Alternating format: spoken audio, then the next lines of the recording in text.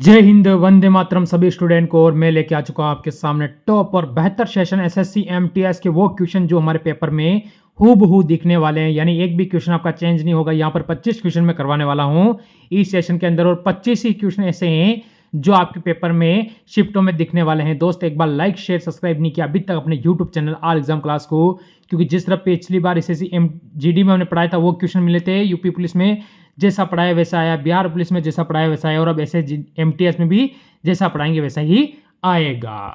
कांवा राष्ट्रीय उद्यान किस राज्य में स्थित है? तो वो है मध्य प्रदेश। मध्य प्रदेश यानी ऑप्शन नंबर बी। ठीक है, ये आपका होता है मध्य प्रदेश के अंतर्गत। अगला क्वेश्चन, भारतीय वनों में से किसमें से बाघ विलीन हो गए हैं? किसमें से विलीन हो गए ये बताना है। ठीक है, तो इसमें कौन सा होगा? ठीक है, तो वो होगा आपका सरिस्का वाइल्ड लाइफ सेंचुरी। ठीक है, ऑप्शन नंबर डी बिल्कुल सही होगा। चंद्र प्रभा वन जीव अभयारण्य कहाँ स्थित है? ठीक है, चंद्र प्रभा वन जीव अभयारण्य है उत्तर प्रदेश के अंतर्गत, यानी ऑप्शन सी बिल्कुल इस क्वेश्चन का सही और सटीक उत्तर होगा।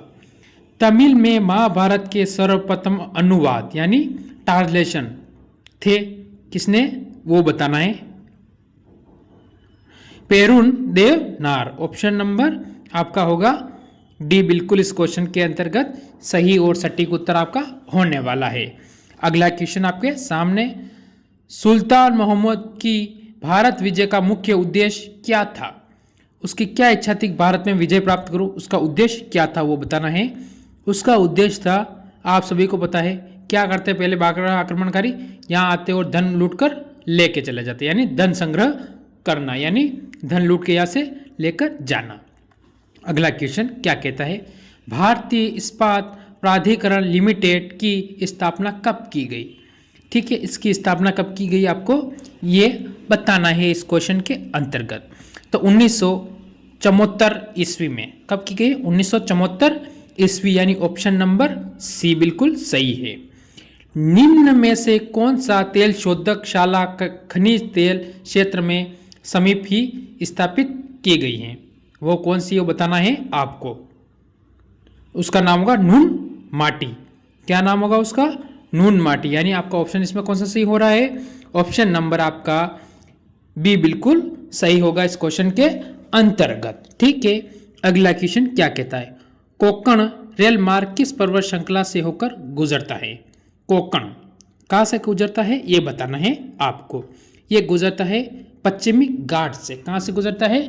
पश्चिमी घाट से होकर ये गुजरता है। यानी इस क्लास के अंदर 50 टॉप क्वेश्चन है आपके लिए। अगला क्वेश्चन, भारत में प्रथम क्रांति रेल कहाँ चली? क्रांति रेल कहाँ चली थी भारत में? तो आपको पता है दिल्ली से लेकर बेंगलुरु तक। ठीक है, ऑप्शन नंबर इस क्वेश्चन में सी आपका बिल्कुल सही होगा। अगला क्वेश्चन क्या कहता है, 1937 से 39 में मद्रास में कांग्रेस मंत्रिमंडल का नेतृत्व किसने किया था? ठीक है, तो उनका नाम है सी रामागोपालाचारी। ऑप्शन नंबर सी बिल्कुल इसका सही होगा। ठीक है, अगला क्वेश्चन क्या कहता है, अमीर ए सादा की नियुक्ति करने वाला प्रथम सुल्तान कौन है या कौन था? तो कौन था वो? उसका नाम था मोहम्मद बिन तुगलक।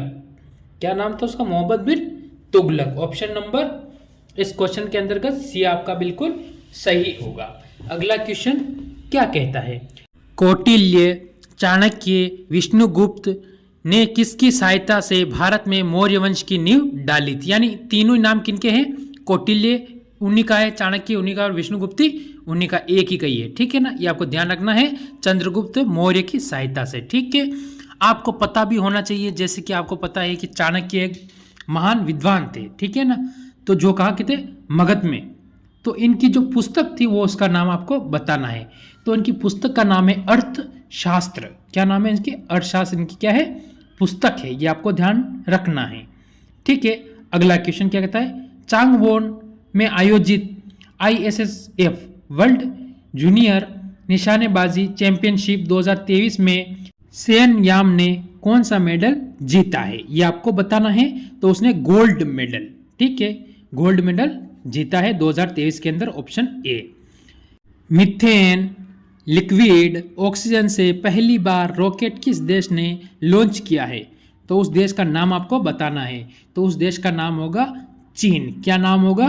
चीन। यानी ऑप्शन कौन सा सही हो गया इसमें? बी बिल्कुल इस क्वेश्चन का सही और सटीक हो गया। अरे सुन तो रहे हो वो सब? ठीक है, चलो कोई बात नहीं, सुन रहे हो तो।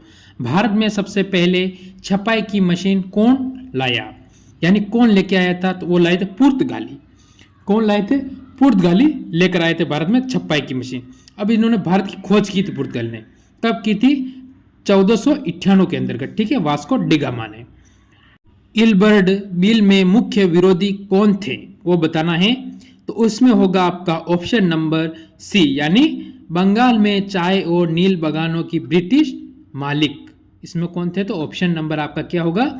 सी बिल्कुल इस क्वेश्चन का सही और सटीक उत्तर होगा। अगला क्वेश्चन क्या कहता है? एक पत्थर के शिलालेख में अशोक ने कर के बारे में बताया है। यह शिलालेख कौन सा है यह आपको बताना है। रुमिडी स्तंभ शिलालेख, ठीक है, ऑप्शन नंबर इस क्वेश्चन में सी आपका बिल्कुल सही होगा। अगला क्वेश्चन, चिंतामणि जोग नामक ग्रंथ की रचना किसने की? उनका नाम बताना है। उनका नाम है संत पिपा जी ने। ऑप्शन नंबर ए बिल्कुल इस क्वेश्चन का सही और सटीक उत्तर होगा। अगला क्वेश्चन, प्राचीन भारत में निम्न में से कौन सा विद्या अध्ययन का केंद्र नहीं था? वो उसका बताना है। उसका नाम होगा कौशाम्बी, ठीक है। तक्षशिला था, विक्रमशिला था या नालंदा था, पर कौशाम्बी नहीं था। ऑप्शन डी आपका इस क्वेश्चन में क्या होगा? सही होगा। अगला क्वेश्चन आपके सामने क्या कहता है? लोकसभा का स्पीकर किसी संबोधित कर अपना त्यागपत्र देता है। तो किसे संबोधित करके अपना त्यागपत्र देता है? वो है लोकसभा के डिप्टी स्पीकर को, ठीक है। ऑप्शन इसमें आपका सी बिल्कुल सही और सटीक उत्तर होगा। अगला क्वेश्चन, भारतीय स्वतंत्रता अधिनियम 1947 क्रियान्वित हुआ, उसके बारे में क्या कह रहा है? तो वो है जुलाई 18, 1947 को। यानी ऑप्शन नंबर इस क्वेश्चन में सी बिल्कुल आपका सही और सटीक उत्तर यहां से बनता है। अगला क्वेश्चन, प्रथम जैन संगीति कहाँ आयोजित की गई थी? यह बताना है। वो कहाँ की गई थी? पाटलिपुत्र। पाटलिपुत्र ये कहाँ है? बिहार के अंदर। यानी ऑप्शन नंबर ए बिल्कुल सही है। तराई का प्रथम युद्ध कब हुआ था? इससे बारे में आपको 4-5 क्वेश्चन क्लियर कराऊंगा यहाँ से। सारे युद्ध कब कब हुए थे? तो ये हुआ था, आप सभी को पता होना चाहिए। तराई का प्रथम युद्ध हुआ था 1191 ईस्वी के अंतर्गत, इससे, ठीक है। अब तराई का द्वितीय युद्ध कब हुआ था? तो द्वितीय युद्ध भी आपको पता होना चाहिए, ये भी पूछा जाता है, मोस्ट इंपॉर्टेंट बनता है। तो कब हुआ था ये सभी को पता है, 1192 के अंतर्गत, ठीक है। इसके बाद देखो पानीपत। पानीपत का जो युद्ध हुआ था वो कब हुआ था? ये भी आपको पता होना चाहिए। प्रथम युद्ध तो 1526 के अंतर्गत, और 1556 ईस्वी में हुआ था पानीपत का द्वितीय युद्ध। कौन सा हुआ था? द्वितीय युद्ध हुआ था, ये भी आपको पता होना चाहिए। इसके बाद देखिए 1757 में कौन सी हुई थी? प्लासी की लड़ाई। कौन सी हुई थी? प्लासी की लड़ाई या युद्ध मान सकते हो। प्लासी का युद्ध हुआ था, कब हुआ था? तो 1757 में, ठीक है। यहाँ से आपके बहुत सारे क्वेश्चन क्लियर हो जाते हैं। संविधान संशोधन विधेयक संसद में प्रस्तुत करने के लिए क्या करना पड़ता है वो बताना है आपको। राष्ट्रपति की पुनः अनुमति नहीं लेनी पड़ती, यानी दूसरी बार क्या करती है? राष्ट्रपति होते हैं, उनकी अनुमति हमें लेने की जरूरत नहीं पड़ती है। यानी ऑप्शन नंबर इसमें बी आपका बिल्कुल सही और सटीक उत्तर आपके सामने होगा। ध्यान रखना है क्या होता है? Option number B. अगला क्वेश्चन क्या कहता है? भारत में सरकार की संसदीय प्रणाली कहाँ से ग्रहण की गई है? तो आप सभी को पता है कि ये ब्रिटिश संविधान से, कहाँ से ली गई है? ब्रिटिश संविधान। ऑप्शन नंबर आपका सी बिल्कुल इस क्वेश्चन के अंतर्गत सही और सटीक उत्तर होगा।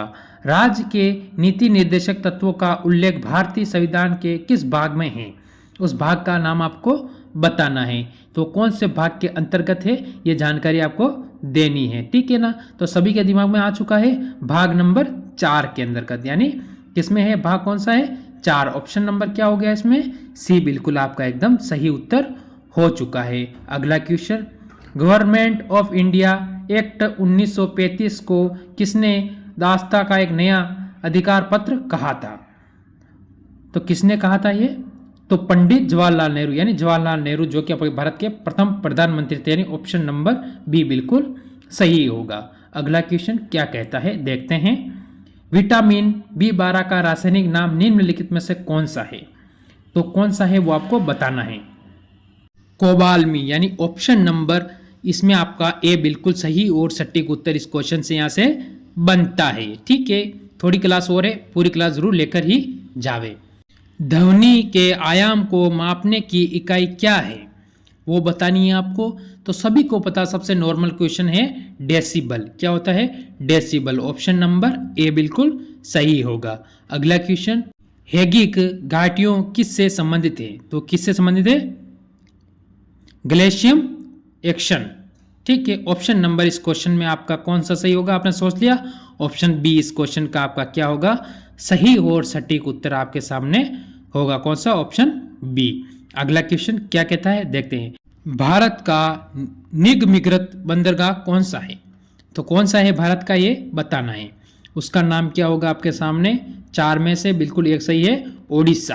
क्या होगा? ओडिशा। ऑप्शन नंबर सी इस क्वेश्चन का सही और सटीक उत्तर आपके सामने होगा। कौन सा बंदरगाह भारतीय समुद्री व्यापार का पूर्वी द्वार कहलाता है? पूर्वी द्वार कहलाता है। पूर्व में क्या है, कौन सा पड़ता है? तो वो पड़ता है कोलकाता। कौन सा पड़ता है? कोलकाता। ऑप्शन नंबर आपका कौन सा सही होगा? ऑप्शन बी बिल्कुल इस क्वेश्चन का सही और सटीक उत्तर आपके सामने होगा। अगला क्वेश्चन क्या कहता है देखते हैं। महात्मा बुद्ध किस वंश से संबंधित है? तो ये किस वंश से संबंधित है उनका नाम बताना। तो उनका नाम होगा शाक्य। शाक्य, यानी ऑप्शन नंबर सी इस क्वेश्चन का बिल्कुल सही और सटीक उत्तर आपके सामने होगा। अगला क्वेश्चन क्या कहता है। किसे सीमांतर गांधी के नाम से भी जाना जाता है? तो सीमांतर गांधी के नाम से किसे जाना जाता है? तो उसका नाम क्या है वो आपको बताना है। तो उसका नाम होगा खान अब्दुल गफर खान। ठीक है, क्या नाम होगा? खान अब्दुल गफर खान, यानी इसमें अब्दुल नीचे मात्रा नहीं लगाई उसने, तो अब्दुल हो जाएगा। ठीक है, आपको यह ध्यान रखना है। ठीक है, Khan Abdul Gaffar Khan, option number B. अगला क्वेश्चन क्या कहता है। प्रकाश का रंग निर्धारित होता है किसके? तो इसमें होगा तरंग दैर्घ्य से। ठीक है, ऑप्शन नंबर इस क्वेश्चन के अंतर्गत आपका होता है बी बिल्कुल सही और सटीक उत्तर होगा। ऑप्शन नंबर बी आपका इस क्वेश्चन के अंतर्गत ही आपको याद रखना है। तो चलो इसी बात पे इस क्लास को हम यही विराम देते हैं आज की इस क्लास को। अगर आपको अच्छी लगी हो तो एक बार लाइक करके, शेयर करके, चैनल को सब्सक्राइब करके बेल आइकन ऑन कर देना। रोजाना आपको इसी टाइम पे क्लास मिलती है, क्लास लेना कभी नहीं भूलना।